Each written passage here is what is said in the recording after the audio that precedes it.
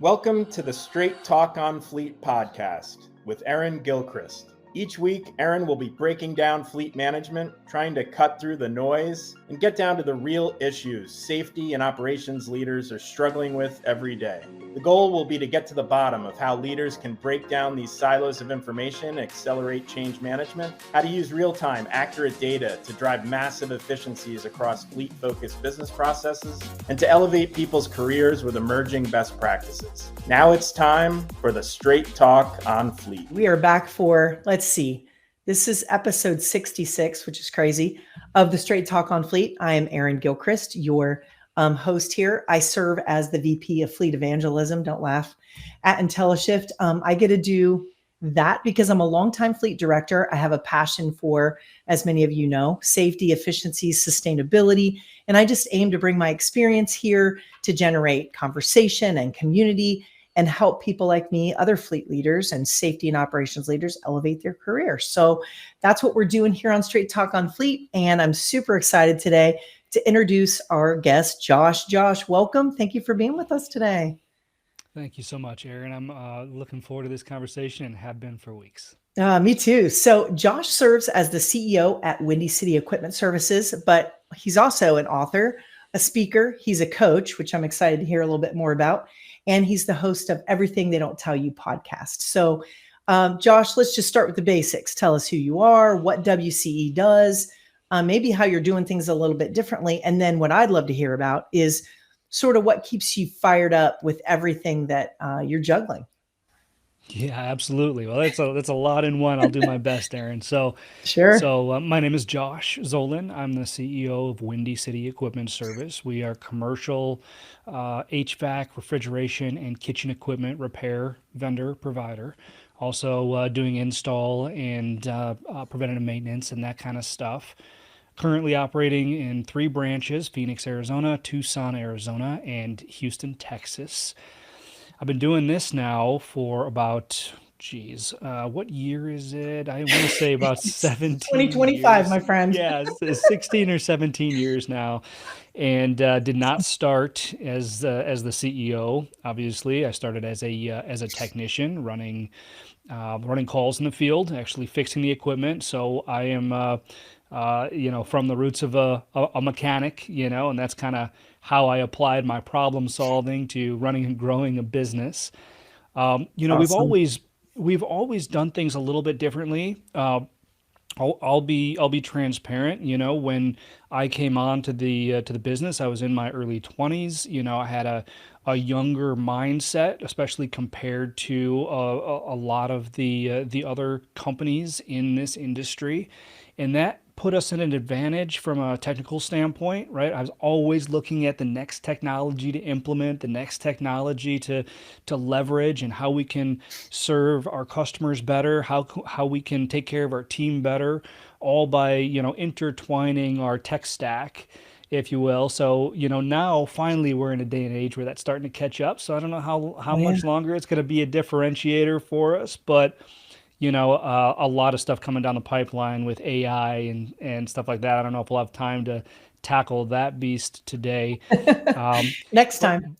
Yeah, next time for sure. But honestly, Aaron, what helps me keep the passion for what I do is the people that I serve. I have a strong burning desire to help others succeed, right? And to take any and all experiences that I've had, both good and bad, and be able to put others or help others put themselves in situations where they can use that knowledge as a stepping stone to their success.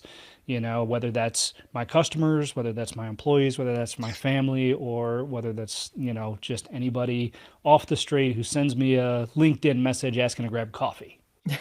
Love it. It's like a pay it forward mentality from what I can kind of gather, Try. I love it. That's kind of what we do here on this podcast, because I feel like, I've grown up in this industry and so many people have helped me get where I am today. And I love to be able to share that knowledge and have great guests on who can do the same. So for our listeners, I mean, in this episode, we're going to hear Josh's perspectives, which are going to be great. a little bit about how today's service leaders, I'll use the term modernize blue collar operations, but it's for the purpose of improving things like culture, which is the most important thing in my mind, but certainly performance and growth. Everybody wants to be successful, but it's the how you do it that really matters. And that's what I'm excited to talk to you about today, Josh. Also, just, you're not here because you have a podcast or because WCE is a customer of IntelliShift, and thank you for your business. We're so grateful for that. But because you're a fellow influencer who really cares about being successful, but doing it the right way. So that's what we're going to get into today. And so I know that anybody listening, no matter what you do, you'll have some takeaways for sure. Kind of doing things better, different. Know better, do better is what I like to say. So Putting a lot of pressure on me, Aaron. I don't know if I can live no up. worries. Trust me. Our audience is awesome. They are all working really hard to do what we're doing, influence people, make better decisions as leaders. So, helping the next guy, or gal do a better job. So let's start with this topic of operational transparency. And when I think about that as a fleet leader, that was me going out in the field on a consistent basis and really understanding the job that our technicians did, trying to help them understand that their job as a technician also had to be coupled with their job as a professional driver, which was really hard to kind of put the pieces together on. But from your perspective, how does that transparency improve the performance in field service specifically? Yeah, that's a good question, Aaron. I appreciate the thoughtfulness behind it. And I think it's also a loaded question. There's a lot of different answers, a lot of different ins and outs. So first of all, I think that when you say a technician needs to be a professional, mechanic as well as a professional driver, we'd be remiss if we didn't say they also had to be a professional relationship builder, a professional therapist if they're in a leadership position, Yeah. right? Sure. I mean, there's a lot, parts procurement, estimator. Okay, I'll stop. But it's but listen, it's not untrue. It's a lot of hats there's to be wearing. there's so much that goes into it, right? And the only way, you said it best, the only way to understand what actually goes into it is to walk a mile in their shoes, right? To actually go out into the field and see what they're up against every day. We talk about technology, and this technology helps to drive transparency, but it can also be a little bit of a culture shock to some of these technicians as well. So, Big time. we talk about fleet, right? Fleet for a technician is largely set it and forget it, except for, hey, we're going to monitor what you do as far as, Mhm. speeding and tight corners and stuff like that. However, they're up against other procedures as well, such as CMMS providers, IVR check-ins, checkouts, customer expectations, things like Yeah. that. So when we talk about transparency at that level, if we can get not only the dispatchers, the admin personnel to understand what's involved in that, but also the technicians and vice versa, then we really create an atmosphere where everybody's rowing in the same direction. Now, that's Mhm. easier said than done, Oh yeah. right? But I mean, this comes with regular meetings, both for the office, for the field, for both leadership, install, PM, service, whatever divisions or profit centers you have in your company.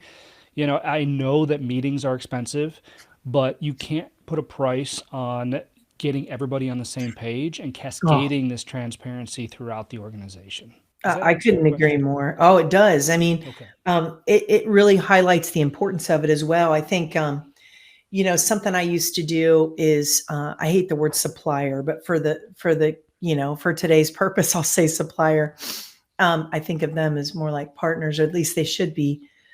I had this big network of suppliers, and I'd have them go and do ride alongs with my drivers when I was running my fleet so that they could come back and talk to me about and really be thoughtful about how our relationship was going and what they could do to help the drivers be maybe safer, more efficient, um, and increase their understanding of field ops. And that simple thing just paid dividends. I can't tell you how excited it got my partners to come back and say, gosh, wow, we didn't know. And then the list was long about things they didn't really know that they could do to help make that environment a better place. And whether that's in the cab of the vehicle, or whether it's part of the upfitting process, or whether it's whatever tech they're using to communicate with the customer. If we don't know what they do, we can't make their life easier and better and safer and more efficient, and all the things that ultimately helps businesses make money, right? Correct. You talked about technology. It is tough. But transparency and communication helps these technology rollouts go better, right? If everybody understands, why you're doing them. What are you guys doing as it relates to new tech or new tools to help build like driver adoption and get that buy-in from that end user who ultimately has to be the one who either is stoked about it or is going to fight you tooth and nail every step of the way. So how are you guys doing with communication and using that transparency model to get your drivers to speak up about what's going great, what's not, and really adopt that technology that you need?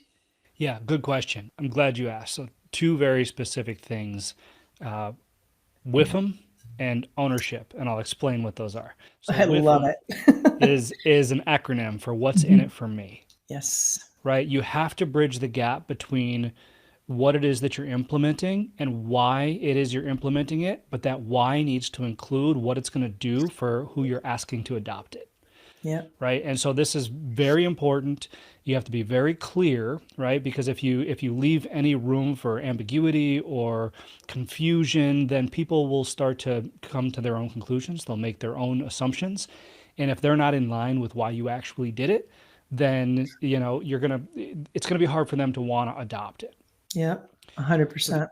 The ownership part, and this is something that we've been doing now for quite some time, and we found it wildly valuable. I should change that. If you want a fun buzzword, let's call it camp syndrome. Okay, so Yeah. so camp syndrome is when you tell somebody something until you're blue in the face and they don't hear you, right? This how often happens with kids. And then you send them to camp. Somebody else tells them the exact same thing, and they come back all excited. And they're like, guess what I learned? The same thing happens Story of in my life business, as a mom. right? So you know exactly what I'm talking I about. do. And the same thing happens in business. Any business leaders out there know exactly what I'm talking about. You can drive home a point again and again and again, and it doesn't seem to land. But if that point comes from anybody else, anywhere else, it has a better opportunity of landing with that person. So tying this all back together, Yeah.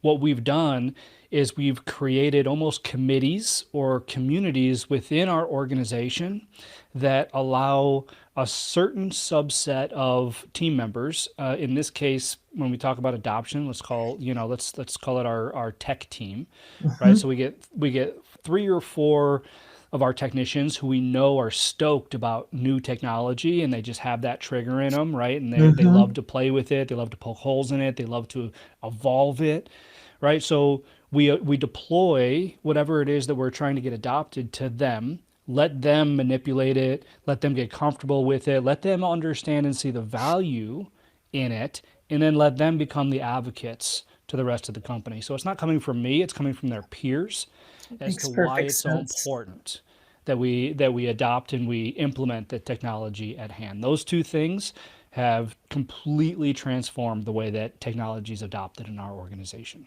I love it. And I can't wait to even use what I'm learning from you today to even better help our customers. Because one thing that I get to do at IntelliShift is I get to use my experience and knowledge to help them create better communication strategies, adoption strategies, and even write policy and all kinds of fun things that I got to do for many years. It seemed a little bit less fun then, but now it's like I call it. You talk about camp syndrome. For me, it's like I'm a grandma, right? Like grandparents get to give the kids back at the end of the night, so I kind of get to be a fleet manager without a fleet, right? There you I go. get to help a lot of people, and then they take it the next level, and then I sleep better at night. I love it. Great tidbits there. So talking about technology and adoption, I mean, technology drives a massive amount of data. And I think when I talk to my fleet manager peers in operations, to this overwhelming feeling of we have so much data. We need to get it consolidated, and we need to get it in a place where it tells stories and it's actionable.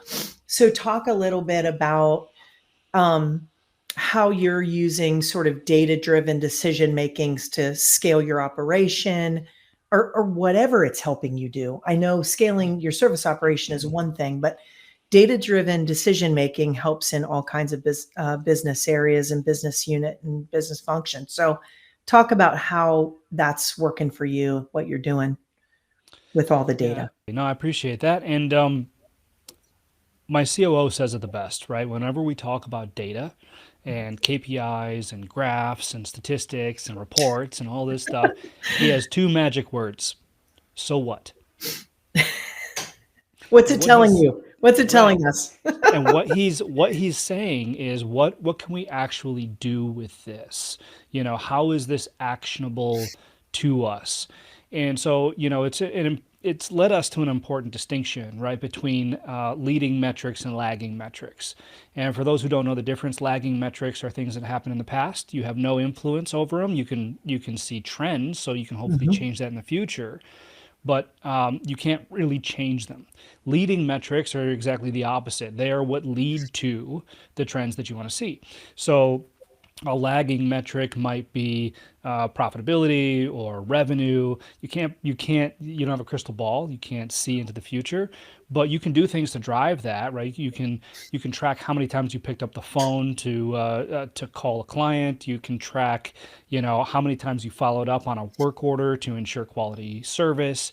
You can track, all of these things that lead to the results that you want. And so Mhm. that's really where we've attempted to focus our efforts, is to what are the statistics, KPIs, and drivers to really drive the results that we want to see in the organization. Because the traditional revenue, profit, margin, that kind of stuff is great for visibility, and for reporting, but it's not super actionable for your team at that department Mhm. level. So, I mean, I could get into specifics all day long about, especially when it comes to, fleet. I've got Sure. my fleet manager looking at hard corners and hard stops and fast accelerations, from a safety perspective, hard braking, and this is actionable stuff, right? And it leads to the overall metric, which is less accidents, Mhm. and ultimately less insurance costs, less expenses, you know. Sure. So those are just some examples, but I think the important distinction is between the leading and lagging metrics, and really taking those actionable leading metrics and using those to drive the results amongst your team. Exactly. And in the lagging metrics, while they are in the past, they can they can tell you a lot about yourself. Hmm. Things you've done really well that you want to repeat, things that you've really struggled with, and identify some gaps and trends that you want to, create new processes to address, or even adopt new technology to address. I know that's kind of how it works for me as a fleet manager. One big trend that we see a lot in the industry is fuel consumption as a result of idling, right? And something that is cultural and hard to change. Some people are like, hey, it's too hot or it's too cold, and I work outside, or and so there's a lot of things that we had to do to socialize the importance of sustainability. When our fleet was driving 250 million miles a year. So it was like, okay, what can we do? We got to drive most of these miles, but what can we do to reduce our carbon footprint? And to get people excited about that was tough. But I Hmm. love how tools and technology and data, when done well, can really drive positive results, but also get our employees or our partners excited about what they do every day. That's Hmm. the tough nut to crack, I think, is that communication strategy. So when I think about that, I love hearing sort of lessons from the field, you know, type of stuff, stories. Um, but when, you clearly have built a winning team culture. I know that's true. At IntelliShift, we know that about Windy City. But, there's just things that we'll never see that you do that has built this team culture in really in skilled trades, which is different than doing it in other businesses, right? It's very Yes, it different. So is. Yes, it is. talk about some of your secret sauce in building this winning team culture in skilled trades. Not an easy task. Not an easy task. You're And it's a absolutely right. journey, right? I'm sure it's a journey. It's absolutely a journey, or as Simon Sinek would say, it's an infinite game, right? And you're absolutely right. And thank you for calling that out, Aaron. That it is a little bit different in these blue collar skilled trades than in the typical white collar communities that you hear about. When it comes to culture. And so, you hear things and you read things, right, in books about culture, about mission, vision, values, all All the this kind of things. stuff. And you've in these industries, I will tell you that the people that make up the blue collar skilled trades, they're salt of the earth people, right? They are so down to earth. They are so transparent and candid, right? If something doesn't smell right, they're going to call it out, right? Or they're going to leave. And Yes, so you can't unfortunately. just yeah, you can't just slap a poster up on the wall saying, "Hey, we're gonna be grateful. We're gonna tell the truth. We're gonna, we're gonna work hard. We're gonna and we're gonna take care of the customer," because that means nothing, It's right? a buzzword, right? It's Unless a you do buzzword. something. Right. That's absolutely right. It's pay to play. It's canned. Choose your analogy, but people see right through that, right through Hmm. that. So I guess the first thing that I would say is be genuine about the culture that you're creating with the values, and even if that means it's not the same values that Coca-Cola uses or that Zappos uses or that Amazon uses, be you, right? My values they match my personal values. Windy City values match my personal values, and because it's an extension of who I am, right? This business is a reflection of me, and we all need to have that mindset moving forward. Otherwise, it's going to be really hard for everybody to row in the same direction. Yeah. So you've got to be transparent and listen. You know, I've seen and I've helped and I've worked with companies that their values are so atypical. It's almost scary, right? Like there was one company that I worked with that like they were super weirdly proud about how their entire team was passive aggressive, right? And like yeah, no, it sounds weird. It's okay. Just bear with me. It sounds Yeah. weird, but Does. like they're still in service of the customer, right? They're still in service of what they're doing, but just with each other. That's just their MO. Well, they built a team around this. Like and for better or worse, everybody in that was part of the culture, Right. right? And so it truly is about being transparent and building an organization that all shares those same values. And so I'm sorry, I'm going down a rabbit hole. Where I was No, going it's with okay. this is that you need to ingrain that by hiring, firing, and rewarding based on the values that you want to see. And Yeah. that's how you get the organization to shift in the direction of, being able to actually row together. And this is not easy. This is not an easy practice, especially since most of us don't start with mission, vision, values, right? Hmm. Most of us start as a technician fixing equipment for somebody. Now we have a business. We bring on one employee, two employees, three employees. Finally, we have 10 team members, 20 team members, and no values. So when you implement these, you may find out really quickly that some of the most profitable people on your team do not exhibit the values that you want to be exhibited in your Hmm. organization, and then you have to make the hard decision, right? Yeah. You have to course So, correct, or you've got to remove. mhm. And that's just speaking transparently. Again, I'm a product of the blue collar skilled trade, so I'm going to tell you how it is, Aaron, and that's exactly how it is. And sometimes you just have to bite the bullet, make the hard decision, and move on. And every single time, 100% of the time, you'll be happy that you did. The second thing, if I could talk real quick about the second thing about building culture, Please. It's my favorite is topic.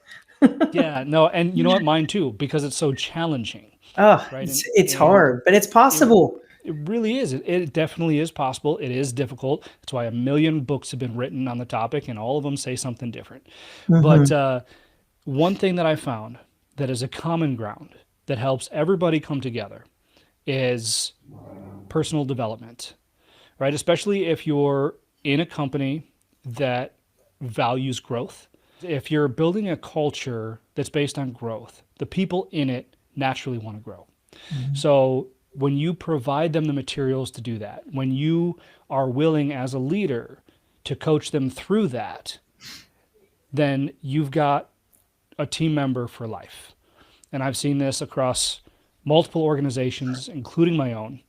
This is one of the reasons why we started Blues the New Ed Academy, right? Which focuses on this type of personal development, soft skills, leadership, communication, initiative, conflict resolution. Some of that stuff that just doesn't come naturally to everyone. Exactly, especially those in the skilled trades. Hmm. Because Yep. here's what happens, Aaron, and this is one of the challenges that we've seen, is that the people in these industries are wildly talented and incredibly intelligent. However, they have some of them can have a very low self-image because they grew up thinking that they were pushed in this direction because they weren't smart enough to go to college, right? And so and we see this narrative everywhere, right? But Oh, it you is. know, It's changing though.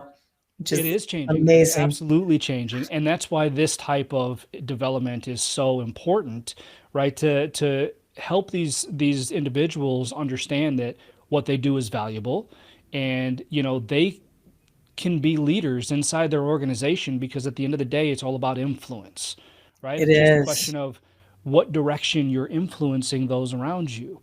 And if you don't have that guiding compass, then, how are you supposed to know in what direction you're leading anyone? So anyway, and then again, how to tie that all the way back to, what's in it for you? How can that control your success? Because Mhm. it can. Yeah. And then just this idea of, like, I know when I was leading my small and incredibly mighty team, um, with a massive fleet, not enough of us in in the fleet department. It was for me, I learned quickly it was just about empowering my people, making space or making a departmental culture, even if it wasn't the greater culture of the organization. I learned quickly that I had to create a space for them to feel empowered enough to assert themselves, insert themselves in the space they're working in and outside the space they're working in.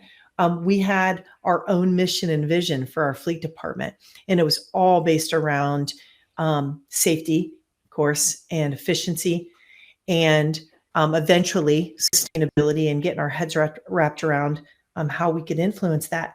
But for my team to get on board with that, I just had to just uh, give them room, give them space, right? And let them empower them to learn and grow. And I always said that their development is on them. I'm going to make it all possible, but they have to want it.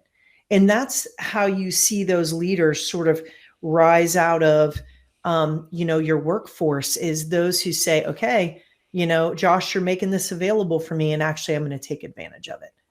And Yeah. then those are those natural leaders. They never knew they were, um, you know, until Incredible you give them insight. the wings, right? Absolutely. And I think that it's important to note too, this also comes with creating an environment where it's okay for people to fail, right? Which I think is a struggle for some leaders, entrepreneurs turned, CEOs, uh, because there's an expectation and there's almost an identity that you've created as you've built the organization that, you need to control everything. But in the spirit of ownership, you're absolutely right. That's what helps people develop, and they need to understand that if they fail at something, it's not going to be the end of the world to them, right? It's a Right. learning experience, and that's one thing we preach across our team too, is failure is not an end point, it's a data point, like we talked about before. Oh, yeah, I love that. It's always a learning. It's like I feel like that entrepreneurial spirit is like born out of failure, isn't it? I mean, isn't Absolutely. that Yeah, the Michael way that Jordan it said, "I is? failed 1,000 times, and that's why I succeed." I love it. Another thing that I think about, we talked about so much about how we can empower our people, but we have to change. Things have to change, right? You have to implement change, new tools, new technology, new ways of doing business, because you have to be stronger, faster, smarter than your competitor to be successful. But you always want to do that the right way. So adapting to change faster. Okay, that's tough. So it's the mindset shift that everybody needs to know and understand. So talk about that.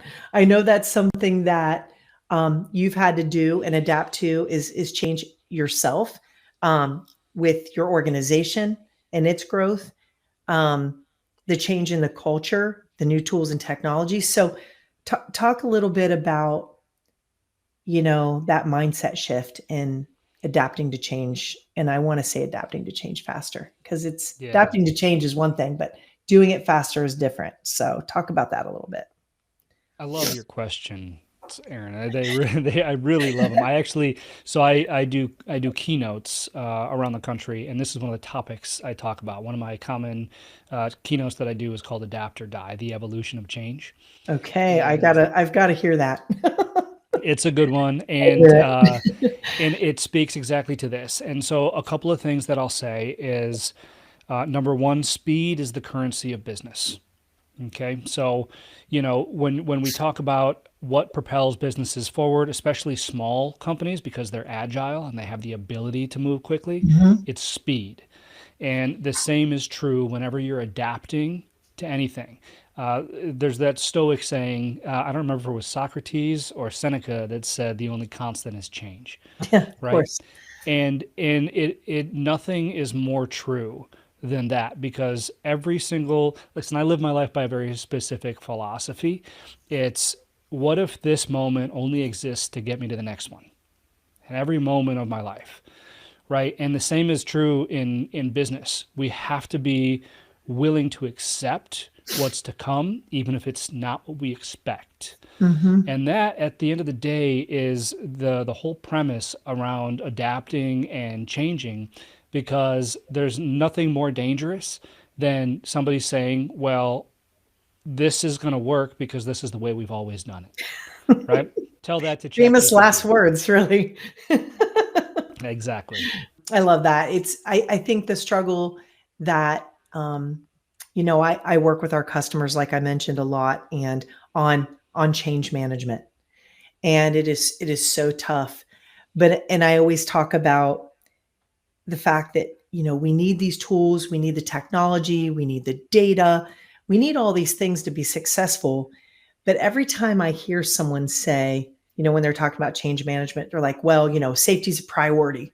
It's a priority. Well, I heard from someone really smart who was on my podcast recently say that priorities change. So safety can never be a priority. It has to be a value, and you talked about, values driving consistency in your business. So, I'd love to hear more about that. We can talk. And I do want to talk more about your academy as well, because I think that this idea of making a space for people to learn and grow is really critical. But before we do that, talk a little bit about the values that sort of drive you and in your business, which you said are intertwined. So I'd love to hear more about your values. Yeah, no, I again, I appreciate the question. So this is a value we recently added.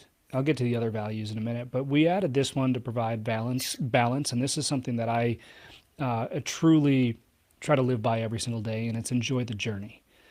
Right? We've got our values about ownership, about relentlessly communicating, right? About Love that one. acting as one team, right? Moving forward, not only with ourselves but with our customers and our vendors, and changing the standard. Something I hold dear as well. Endlessly improving, right? This is something that I Great. strive for every day. If I panned left here, you would see all my self help books, my business books, and But that enjoy the journey is really what kind of brings it all down to the ground and allows us to remember that we are playing an infinite game, right? And that the point of life might not be whatever goal we want to achieve, but how we chose to go about achieving it. And it's a difficult mindset, I think, to transfer into an entire team. But if you can, it's incredible. And there's also another acronym that that's kind of near and dear to my heart. It's the premise of the new podcast, the rebrand, right? So for those who don't know, the Everything They Don't Tell You podcast is brand new, but it's a spin-off of the podcast that we've had for the last 6 years, which is Blue is the New White. And we've been blessed to have 200 guests on the show. I've had a ton of knowledge, but what we've found is that there's so much to unpack, not only in the blue collar space, but for everybody out there coming up and as leaders or becoming leaders or executives, entrepreneurs, founders, and scaling and building a business is one thing, but becoming the person who can is something completely different, right? And if we're not careful, we can fall into a little bit of an identity crisis there. So the acronym is TRUTH, right? And it stands for time. How do you buy back your time? How does the business serve you? Because time is one commodity that you can always give, but never get back. Oh yeah. There's there's responsibility, which is the ownership aspect. You spoke to it as well. You are responsible. You're a result of your past thoughts and actions, and you're responsible for whatever direction you want to take it or whatever you want to do. You is understanding, right? You have to go through life with a certain curiosity and make sure that you're not jumping to conclusions and you're understanding, what's going on. Empathy is involved in this too. It's all wrapped up into this, right? The second T is tenacity, right? If you want something, you got to go get it. You have to do the work. You've got to dig your heels in, and no one's going to come help you. Everyone is there to help you if you so choose, but ultimately it's up to you. You've got to take the steps to do it. And then finally, the balance with the H is humility, right? You've got to understand that you don't know everything. You will never know everything. And no matter what it is that you do or who it is that you are, there's always somebody you can learn from. And so, that helps keep that ego at bay. And I found that, with that, not only can you create an incredible podcast and use that as a framework to talk to some really great people all over the world that can give the best advice, but, if you truly live by that, then every day is an adventure and every day holds something new for you to learn, to do, to grow.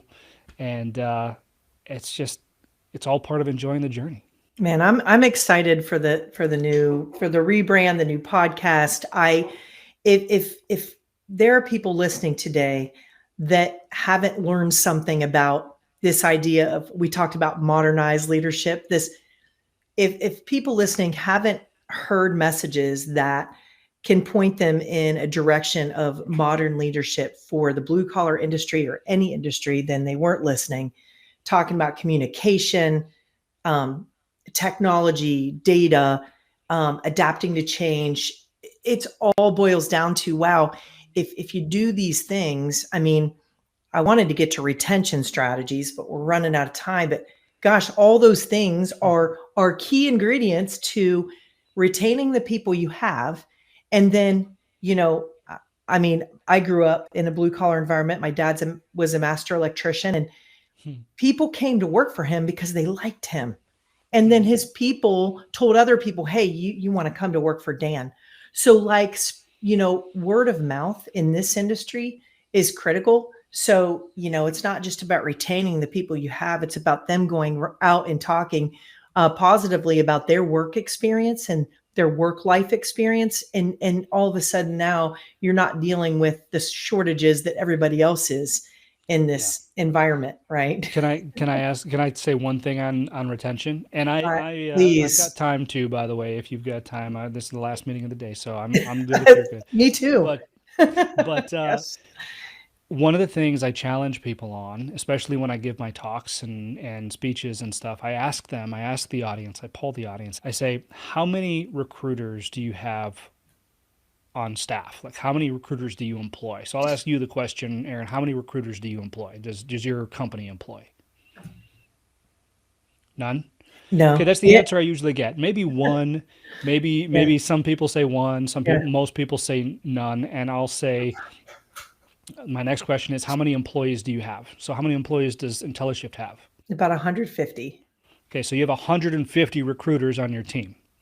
There it is. You I know, and love this is it. important for anybody out there to understand because as you said, the best possible strategy for bringing on incredible talent into your organization, this is proven, Gallup did a whole study on this is proven, is having a culture, having a team that talks highly to other people about what they do, right? So those people want to be part of that organization.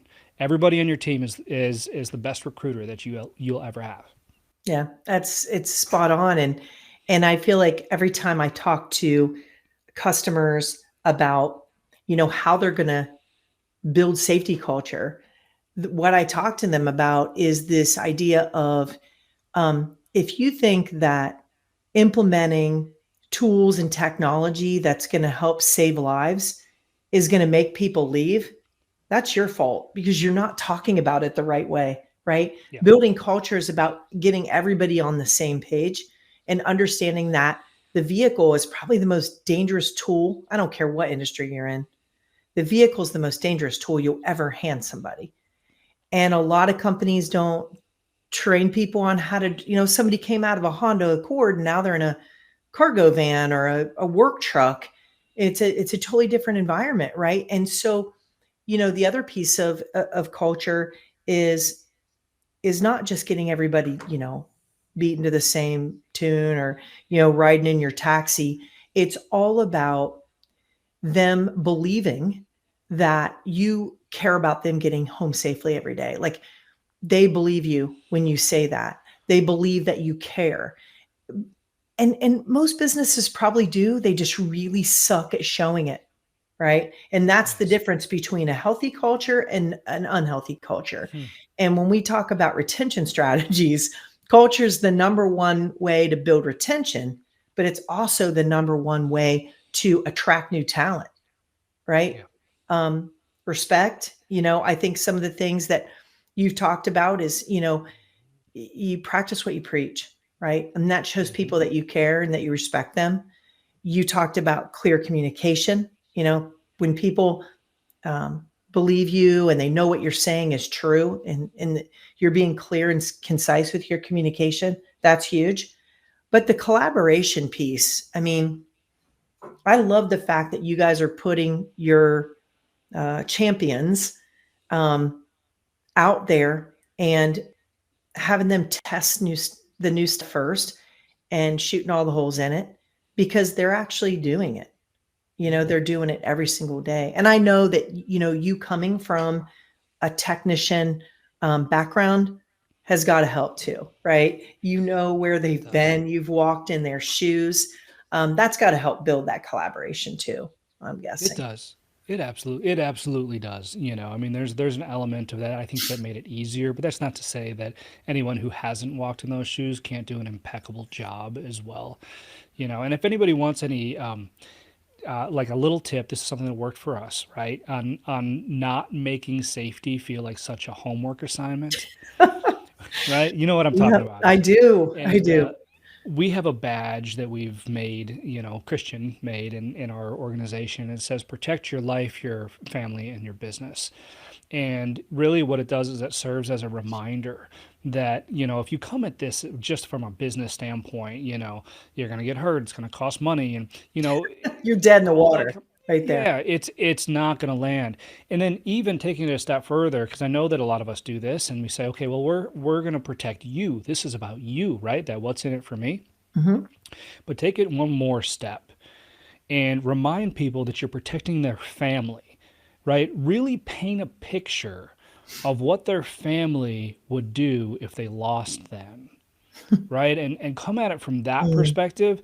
I'll tell you, Aaron, there's a big difference when I talk about the business, when I talk about the person, and when I talk about the family, mm, right? When I talk about the family, the eyes come up, yeah. and sometimes they get a little misty, but that's human nature, right? We associate memories with feelings, and Hmm. if you can invoke a feeling in your team that this is important crap, like this is really important, then you Yeah. have a better chance of them actually upholding those policies.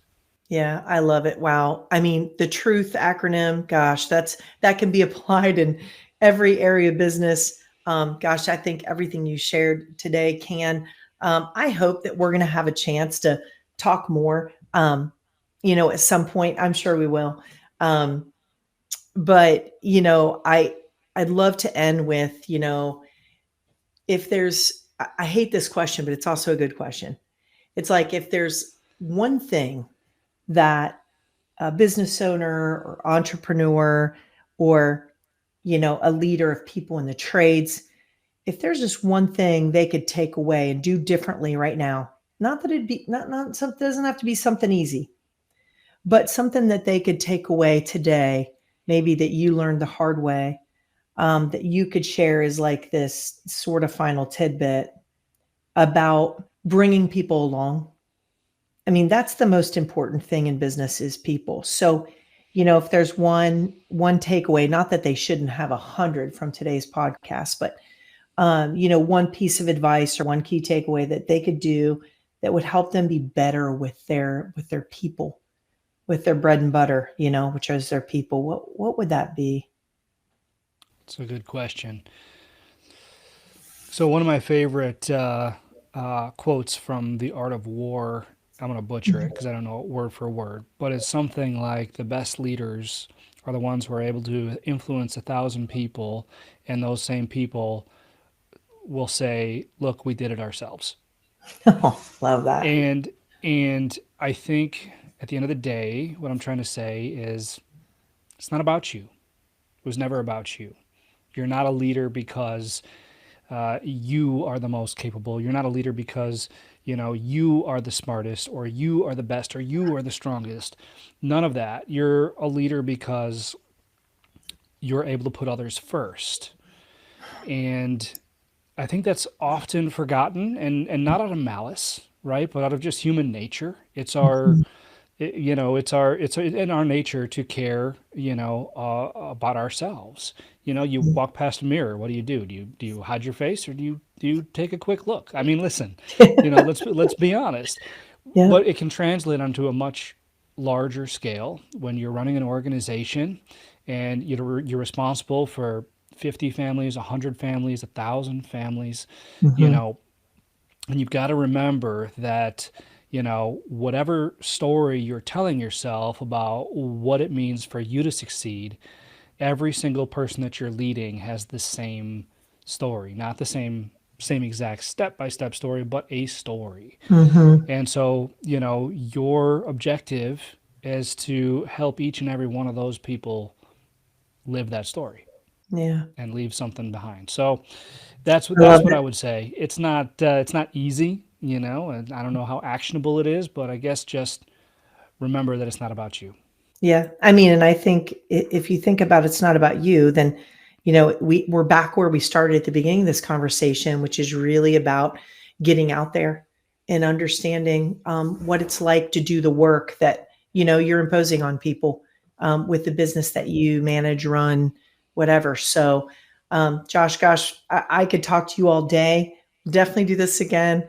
Um, but thanks for being with us and sharing your insights and your lots of great acronyms. I'm stealing all of them and try to implement them in my own life as a mom and as a professional, and all the other hats that we wear.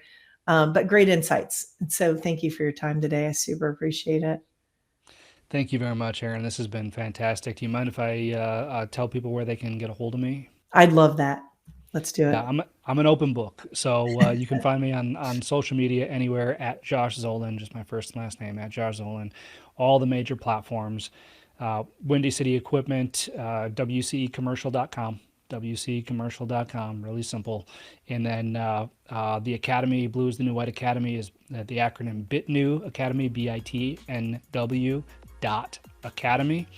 You can see everything there about personalized employee development for frontline workers in these industries. Yeah, and it's just not something, I don't think there's enough of that. So I'm really excited to share that. And when we put this podcast out, we're going to, reshare how you guys can get a hold of Josh and, learn more from, more. There's more to learn. There really is. But fleet community, safety community, ops community, blue collar community, thank you for listening and being here. You guys know where to find Straight Talk on Fleet, just like Josh, anywhere you find your favorite content. I'd love to hear your feedback, what's working for you, what's not working for you, something that stood out from this podcast for you today. But definitely comment, like, subscribe wherever you find your favorite content. But like we like to say on Straight Talk on Fleet, until next time, keep it real, keep it safe for fleet's sake. So thanks for listening, everyone. Thanks again, Josh.